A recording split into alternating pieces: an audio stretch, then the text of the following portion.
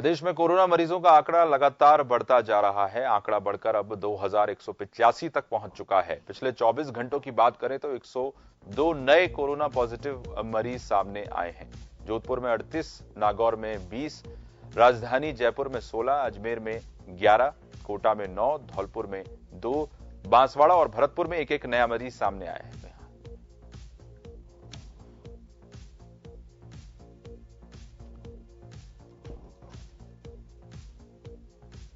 प्रदेश में अब तक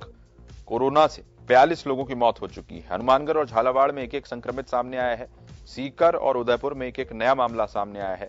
वहीं अब तक 42 लोग कोरोना के शिकार बन चुके हैं। राजस्थान में पिछले 24 घंटों में कोरोना से 6 लोगों की मौत हो चुकी है। राजधानी जयपुर में कोरोना से 3, जोधपुर में 2 मौतें, सीकर में भी 1 मौत कोरोना से हो चुकी है, जो कि एक चिंता की बात। बीच में जो रफ्तार थी वो थोड़ी थमी थी, लेकिन एक बार फिर से रफ्तार तेज पकड़ती हुई। पहले हमारे साथ ज्यादा चर्चा करने के लिए, ज्यादा जानकारी के साथ हमारे संवाददाता योगेंद्र पंचोली जुड़ रहे हैं सीधे। योगेंद्र, बीच में चिकित्सा मंत्री रघु शर्मा का बयान आया था 1 से 2 दिन पहले कि रफ्तार जो है कोरोना की, इसकी वृद्धि दर की जो रफ्तार है वो कम होती नजर आ रही है। लेकिन एक बार फिर से, क्योंकि अब आंकड़ा 2100 पार चला गया है, लगातार मौतों का आंकड़ा बढ़ रहा है। पिछले 24 घंटों में 6 लोगों की योगेंद्र मौत हो चुकी है। ऐसे में ये नहीं कहा जा सकता, अभी यही कहा जा सकता है कि सावधानी हटी और दुर्घटना घटी वाली स्थिति है अभी भी कोरोना को लेकर।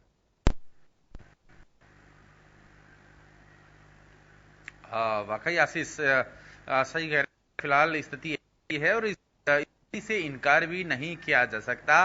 क्योंकि जो स्थिति है, कल आपने देखा कि 24 घंटे में जो प्रतिशत रहा वो 100 से भी ज्यादा पॉजिटिव मरीज प्रदेश भर में सामने आए और लगातार ये जो आंकड़ा है बढ़ता ही जा रहा है। हालांकि सरकार का जो दावा है वो कुछ अलग है, लेकिन फिलहाल जो स्थिति जो परिणाम सामने आ रहे हैं, पॉजिटिव मरीजों की जो संख्या बढ़ रही है, उसको देखकर अंदाजा भी लगाया जा सकता है। दूसरा, मैं आपको बता दूं कि एक जो अपडेट मिल रही है और एक इंटरव्यू जो सामने आया है जिसमें एसीएस जो medical and health Rohit Kumar Singh है, उन्होंने कहा कि पूरी तैयारी है उनकी, खासकर जयपुर की स्थितियों को लेकर। हालांकि उन्होंने सारी चीजें जो अपनी तैयारी बताई है प्रदेश भर के सभी जो जिले हैं उनको लेकर कही है, लेकिन खासकर रामगंज का प्लान जब उनसे पूछा गया तो उन्होंने कई चीजें बताई है सामने। एक बात बड़ी सामने ये भी आ रही है कि जिला कलेक्टर जोगाराम ने नाराजगी जताई है कि जो रामगंज क्षेत्र में पॉजिटिव मरीजों की जो संख्या लगातार बढ़ रही है, और वहीं ये बात सामने भी आ रही है कि पिछले 5 दिन में जो जांचें यहां पर जयपुर में की जा रही है, उन जांचों में कुछ कमी की गई है। यानी रोजाना जितनी जांचें हो रही थी उतनी जांचें नहीं हो पाई, केवल जो क्वारंटाइन जो लोग आइसोलेशन में थे उनकी जांचें ही करने का मामला सामने आया है, जिसको लेकर सीएमएचओ पर भी जिला कलेक्टर ने नाराजगी जताई है कि जो वाकई स्थिति है वो उस स्थिति से अवगत होना बेहद जरूरी है, कितने पॉजिटिव मरीज हैं। और यह माना जा रहा है कि 60 साल से लेकर 80-100 साल तक के जो रामगंज क्षेत्र में करीब 10,000 लोग हैं जिनका पूरी स्क्रीनिंग हो चुकी है, उन लोगों में से खासकर जो सांस के और हार्ट के जो मरीज हैं उनको लेकर भी एक चिकित्सा विभाग ने अलग प्लानिंग की है, क्योंकि कोरोना का जो कहर है वो बुजुर्ग ज्यादा को जो बुजुर्ग लोग हैं जो 60 साल से ज्यादा उम्र के हैं उनको प्रभावित करने वाला होता है। तो ऐसे में चिकित्सा विभाग की जो स्थितियां हैं और जो पूरी तैयारियां हैं वो सामने भी आ रही है, लेकिन अब फिलहाल राहत मिलती नजर नहीं आ रही है। हालांकि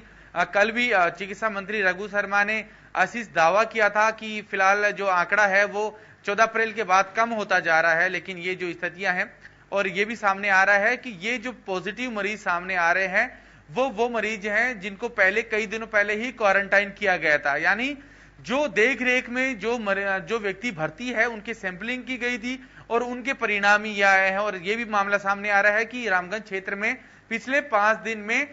कुछ चुनिंदा नए सैंपल ही लिए गए हैं। यानी स्थिति किस तरह की क्या कुछ होने वाली है ये अलग मामला है, लेकिन दूसरी तरफ आशीष गौर करने वाली बात यह है कि जयपुर में रामगंज के अलावा पिछले अलग अलग जगह 7 जगह पॉजिटिव मरीजों की संख्या बढ़ी थी, लेकिन अब बात करें तो जोरी बाजार के बाद किशनपोल क्षेत्र भी इसमें शामिल हो चुका है, इसके साथ ही गलतागेट क्षेत्र भी शामिल हो चुका है, सोडाला भी शामिल हो चुका है, वैशाली नगर भी शामिल हो चुका है, और इधर देखें महेश नगर। यानी धीरे धीरे जो इसकी दायरा है वो शहर के अन्य क्षेत्रों में जहां पर कम स्थिति ऐसी थी, पॉजिटिव मरीजों की संख्या कोई खास नहीं सामने आ रही थी, लेकिन अब ये जो प्रभाव है इसका वो वर्ल्ड सिटी को छोड़कर शहर के अन्य जो क्षेत्र हैं वहां तक ही, यानी इधर एक और जहां अजमेर रोड तक पॉजिटिव मरीजों का आंकड़ा पहुंचा है, वहीं दूसरी तरफ मानसरोवर, टोंक रोड और आगरा रोड और यहां तक कि आमेर तक भी पॉजिटिव मरीजों के केस सामने आने लगे हैं। ऐसे में सरकार की चिंता आशीष और भी बढ़ गई है। बिल्कुल योगेंद्र, सरकार की चिंता जाहिर तौर पर बढ़ती हुई नजर आ रही है, खास तौर से तब जब लगातार जो ये आंकड़ा है वो बढ़ता जा रहा है। ऐसे में अगर बात करें, आज प्रधानमंत्री नरेंद्र मोदी के साथ राज्यों के मुख्यमंत्रियों की वीसी भी होनी है, मुख्यमंत्री अशोक गहलोत भी इसमें जाहिर तौर पर शामिल होंगे। ऐसे में क्या ये इस तरह की कोई बात हो सकती है, लॉकडाउन में छूट को लेकर के समीक्षा तो होगी ही, इसके अलावा 3 मई के बाद से प्रदेश में किस तरह की मुख्यमंत्री रियायतें दे सकते हैं लॉकडाउन में, क्या इसको लेकर कोई जानकारी निकल कर आ रही है कि किस तरह की बातचीत मुख्यमंत्री और प्रधानमंत्री के बीच में हो सकती है, किन मुद्दों पर संभावित तौर पर, क्योंकि स्पष्ट तौर पर तो ये नहीं कहा जा सकता, लेकिन संभावित तौर पर क्या कुछ सामने आ सकता है योगेंद्र?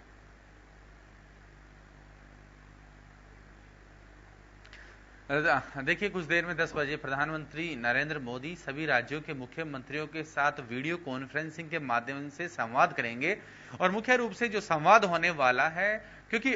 मुख्यमंत्री अशोक गहलोत ने पहले ही यह अंदेशा जता दिया है कि 3 तारीख को जो लॉकडाउन खोलने की स्थिति क्या कुछ रहने वाली है, लॉकडाउन खुलेगा या नहीं खुलेगा, उससे पहले मुख्यमंत्रियों से संवाद करना बेहद जरूरी है। उनको अगर उनसे सलाह मशवरा करके ही खोला जाएगा तो कुछ राहत लोगों को मिल सकती है। फिलहाल जो स्थिति है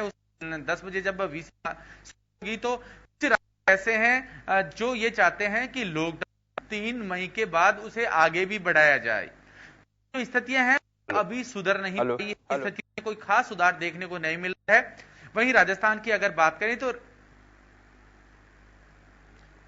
तो दूसरी तरफ मुख्यमंत्री अशोक गहलोत पहले कह चुके हैं कि अलग से विशेष पैकेज राजस्थान को मिलना चाहिए। इसके लिए वो इस वीडियो कॉन्फ्रेंसिंग के दौरान मुद्दा भी उठा सकते हैं कि विशेष आर्थिक पैकेज राजस्थान को मिले, क्योंकि राजस्थान में किस तरह से पानी की किल्लत है, यहाँ खेती और खेती बाड़ी का जो प्रतिशत है वो भी कम है, और लॉकडाउन और के चलते यहाँ की जो स्थितियां हैं वो बड़ी खराब हो चुकी है, अर्थव्यवस्था बेपटरी हो चुकी है, सरकार को केंद्र सरकार का ही सहारा है। लेकिन मुख्यमंत्री अशोक गहलोत भी चाहते हैं कि फिलहाल जो स्थितियां हैं वो उन स्थितियों के दौरान लॉकडाउन खोलना संभव नहीं है। लेकिन दूसरी बात इसमें यह भी है कि जब उन्होंने अपनी वीसी के माध्यम से अधिकारियों से वो बैठक कर रहे थे मुख्यमंत्री अशोक गहलोत, तो उन्होंने एक बात जरूर कही थी, हालांकि उस दौरान वो पत्रकारों से भी संवाद कर रहे थे, उन्होंने कही थी कि अब केंद्र सरकार को बड़ा दिल रखते हुए, बड़ापन दिखाते हुए